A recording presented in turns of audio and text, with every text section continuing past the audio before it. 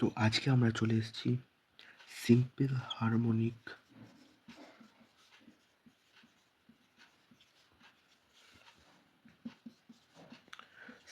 Harmonic মোশনের একটি বিশেষ লেখনী।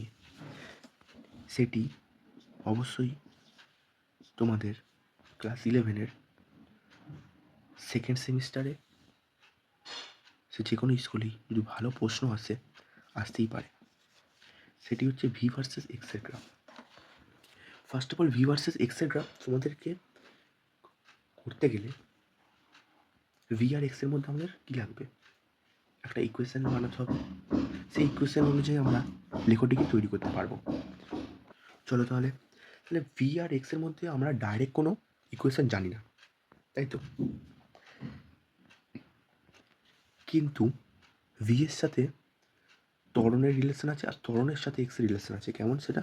না সেটা হচ্ছে A equal to minus omega square X, যেখানে ওমেগা স্কোয়ারটা কি? একটি পজিটিভ নন জিরো কনস্ট্যান্ট। এটা কিন্তু খেয়াল রাখবে, কারণ ওমেগা স্কোয়ারটা পজিটিভ সেটা আমরা বুঝতে পারছি, কিন্তু নন জিরো কেন? কারণ এক্সের যদি মান থাকে তাহলে ফোর্সের মান থাকবে, আর ফোর্সের মান থাকা মানেই ত্বরণ সেখানে আসবে। কারণ এফ সমান এম এ, তাহলে এফ যদি নন জিরো হয় তাহলে এম তো নন জিরো হতে পারে না, তাহলে এ অবশ্যই থাকবে। সেই জন্য একমাত্র এর ভ্যালু জিরো তখনই হবে যখন এক্সের ভ্যালুটা জিরো হয়ে যাবে। তাই মাইনাস ওমেগা স্কোয়ার এ একটি নেগেটিভ কনস্ট্যান্ট, কিন্তু মানে পুরো ভ্যালুটা নেগেটিভ। ওমেগা স্কোয়ার এ বা ওমেগা স্কোয়ার পজিটিভ কনস্ট্যান্ট, এটাকে অবশ্যই মাথায় রাখবে, পজিটিভ নন জিরো কনস্ট্যান্ট। এবারে এ থেকে আমরা ভি এতে কীভাবে আসতে পারি? ডিফারেন্সিয়েশনের মাধ্যমে। ডিভি বাই ডিটি সমান এ, এটা আমরা জানি, মাইনাস ওমেগা স্কোয়ার এক্স। এবারে এই দিকেতে এক্স হচ্ছে ভেরিয়েবল, কিন্তু আমরা এখানে ডিফারেন্সিয়াল করছি ডিটির রেসপেক্টে, সেটা তো হতে পারে না। সেই কারণে আমাদের আলটিমেট যেতে হবে ইন্টিগ্রেশনের মাধ্যমে ভি এতে। সেই জন্য এই দিকেতে আমাকে সামথিং ডিভি আনতে হবে, আর এই দিকেতে ডিএক্স আনতে হবে, তবেই আমি ইন্টিগ্রেশন করতে পারবো। সেই জন্য আমরা এখানে লাগাবো ডিভি বাই ডিটি, এদিকে একটা ডিএক্স গুণ করবো, এইদিকে একটা ডিএক্স গুণ করবো, আবার DV into DX by DT. এই ডিএক্স বাই ডিটিটা কি? এই ডিএক্স বাই ডিটিটা হচ্ছে ভি, তাহলে এদিকে কি চলে এলো? ভি ডিভি, তাহলে minus omega square X DX. এবারে আমরা ইন্টিগ্রেশনটা সুন্দরভাবে করতে পারবো। তাহলে V DV integration minus omega স্কোয়ারটা যেহেতু কনস্ট্যান্ট, তাই আমি বাইরে বার করে দিলাম ডিএক্স। এবার লিমিট পুট করাটা ভীষণ ইম্পর্টেন্ট এখানে। কি লিমিট তুমি পুট করতে পারো? আচ্ছা, আমরা বাঁ দিকেরটা থেকে আমরা দেখতে পারি ভেলোসিটি যখন জিরো হবে তখন এক্সের ভ্যালু কি হবে? মানে সিম্পল হারমোনিক মোশনেতে ভেলোসিটি কখন জিরো হয়? বস্তুটার ভেলোসিটি কখন জিরো হয়? যখন সেটা প্রান্তীয় অবস্থানে চলে যায়, মানে যখন সেটা এ সরণ ঘটিয়ে প্রান্তীয় অবস্থানে চলে যায়। মানে যদি বিস্তারটাকে এ ধরি, তার মানে এই প্রান্তীয় পয়েন্টে এসে ওর ভেলোসিটি কী হয়ে যায়? জিরো হয়ে যায়। তার মানে যখন ভেলোসিটি জিরো হবে তখন এক্সের ভ্যালু আমরা এ ধরতে পারি। আবার এক্স ডিস্টেন্স যাওয়ার পর আমি ধরে নিচ্ছি এক্স ডিস্টেন্স যাওয়ার পর সেটার ভেলোসিটি ভি হয়ে গেল। এইভাবে আমরা লিমিটটা পুট করলাম। এবারে আমরা ইন্টিগ্রেশনটা করে ফেলবো। তাহলে ভি ডিভির ইন্টিগ্রেশন কী হবে? V square by 2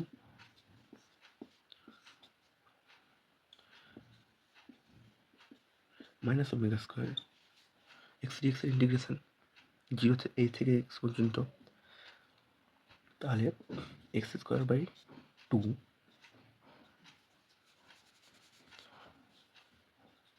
X square by 2 A থেকে এক্স অবধি।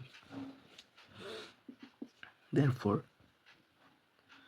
আপার লিমিট পুট করবো একবার মাইনাস লোয়ার লিমিট, তাহলে V square by two minus zero square by two. আমি কিন্তু একটা স্টেপ জাম্প করছি না, যাতে সহজেই তোমরা বুঝতে পারো। Minus omega square upper limit minus lower limit. তাহলে এই দিকে চলে এলো ভি স্কোয়ার বাই টু, আর এই দিকে চলে এলো minus omega square into two X square minus A square. Two আমরা ক্যান্সেল আউট করতে পারি, তাহলে ভি স্কোয়ার সমান minus omega square x square minus A square চলে এলো।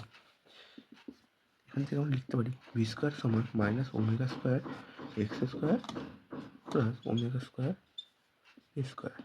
মাইনাস ওমেগা স্কোয়ার দিয়ে ভেতরে গুণ করে দিলাম।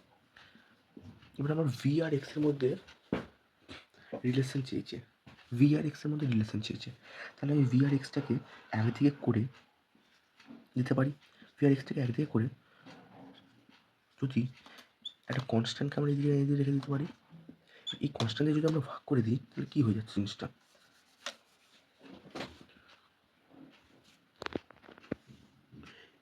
ওমেগা স্কোয়ার এ স্কোয়ার দিয়ে উভয় পক্ষে আমরা ভাগ করে দেবো।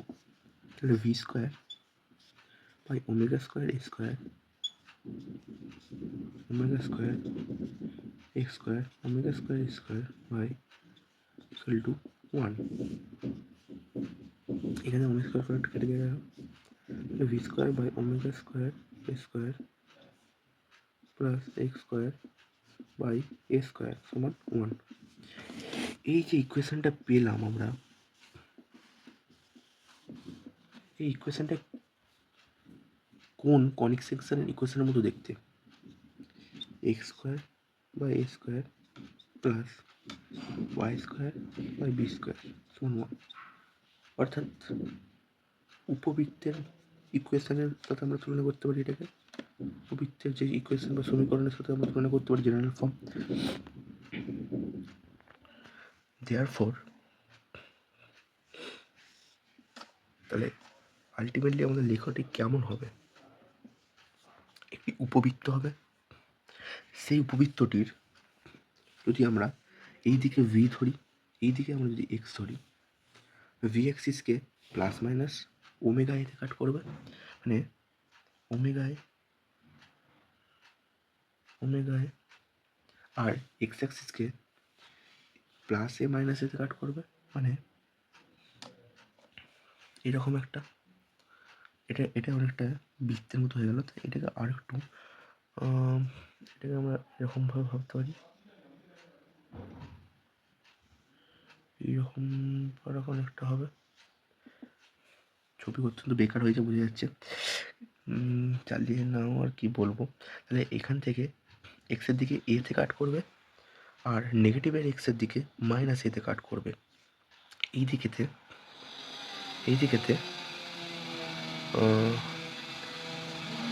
প্লাস ওমেগা এতে কাট করবে, এই দিকেতে মাইনাস ওমেগা এতে কাট করবে। তো এইভাবে ভি আর এক্সের গ্রাফটা হবে। আশা করি সবাই ভালো করে বুঝতে পেরেছো।